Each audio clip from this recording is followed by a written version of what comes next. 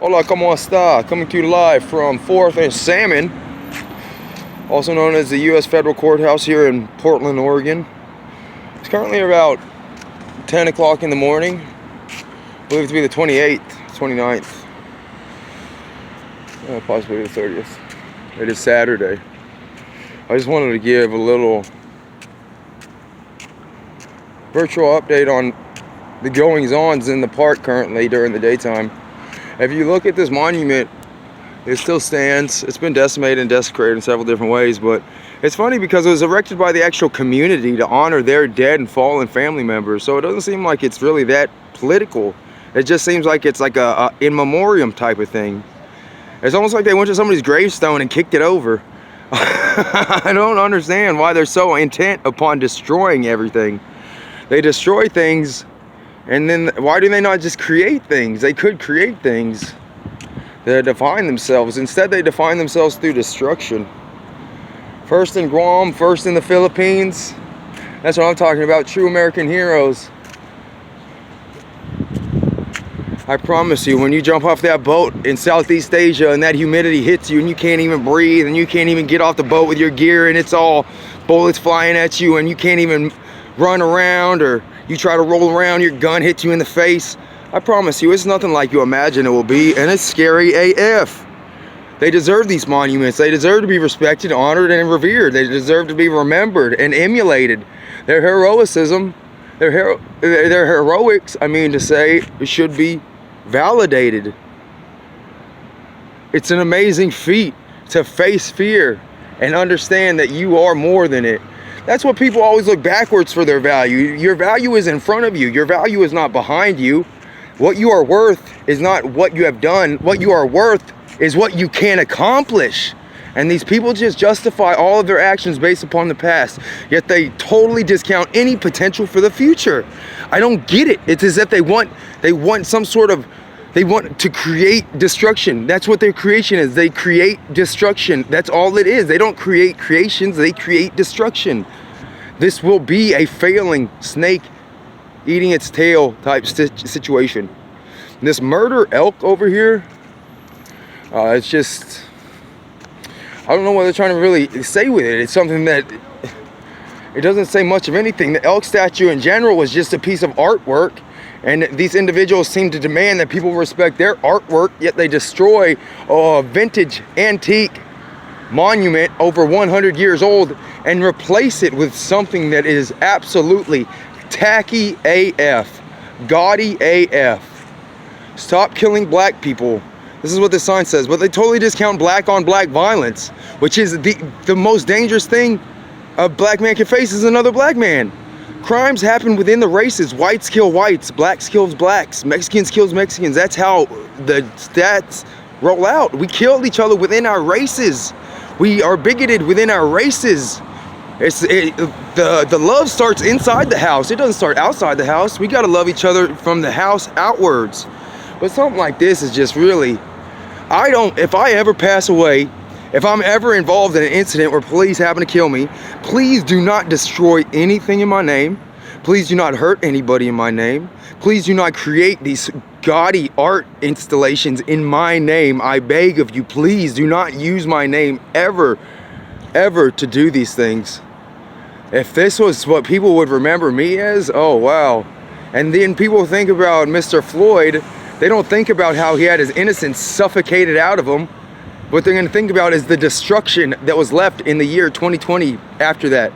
We didn't become better, we allowed ourselves to become worse. But we have redemption. The light of the Lord still shines upon us and hope is still at hand. We will overcome, we will persevere because we are the children of God.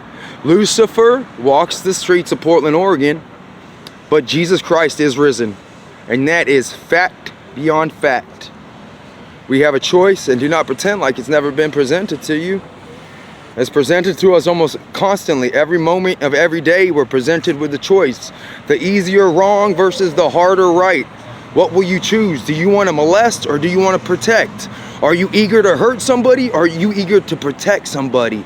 These are the things we need to do. We need to break the cycle. Two wrongs have never ever made a right. Ever have they ever made a right. When somebody wrongs you, you can't kick their ass, you kill them with class. You show them what they need to be. The best advice is a good example. But this destruction begets destruction.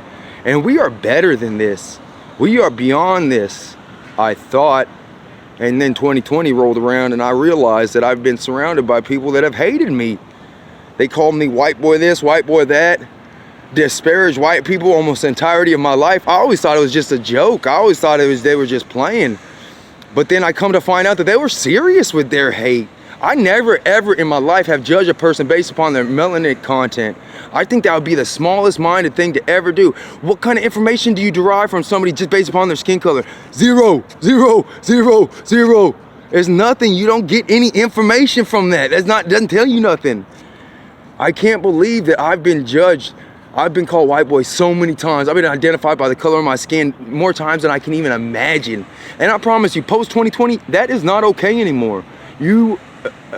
I've come to realize that it wasn't said in jest. It was said with animosity and hate.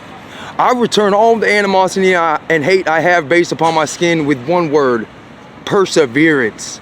Persevere, persevere. We do not react, we act. We do not react based upon somebody's actions towards us. We act on the standards that we try to uphold. And those standards we have are not because we are perfect. Those standards we have are not because we're trying to act like we're all self-righteous, high and mighty. Those standards that we have are so we know what we're shooting for. We have a goal to shoot for. The standards that we have are not because we're perfect. It's because we're trying. We judge ourselves not based upon what we are not. We judge ourselves based upon what we are trying to become. We do not look backwards for our value. We look forwards to our value because they don't know. These young people have been misled. They've been misled. They do not know how invaluable they are. Their value is beyond compare. When they are pushed to the precipice, these 18 to 25-year-olds, they can do things that are superhuman. Superhuman. These young people need to be guided and directed in a way that does not lead them to build things that are absolutely nightmarish. We need to inspire these young people to serve their country, serve their flag. Red, white, and blue. Sacrifice, innocence, and loyalty. It literally represents the fact that you will sacrifice. You are loyal to your neighbor and you will sacrifice to protect his innocence because you are confident that your neighbor is loyal to you and will sacrifice in order to protect your innocence. It's the fabric of the American society. It is the American dream to be judged based upon our innocence and not upon anything else. We are innocents. We are America. We will not allow for the criminals to crawl inside our brains and lock the door.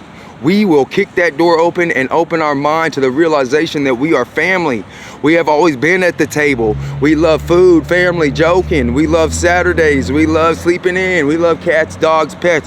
We love all the fun things in life. We love Chuck E. Cheese. We love McDonald's birthday parties. We love school plays. We love all of the best things in life. And that's what keeps us together. And that's what I pray for. That's the old normal. That's my normal. That's what I pray for.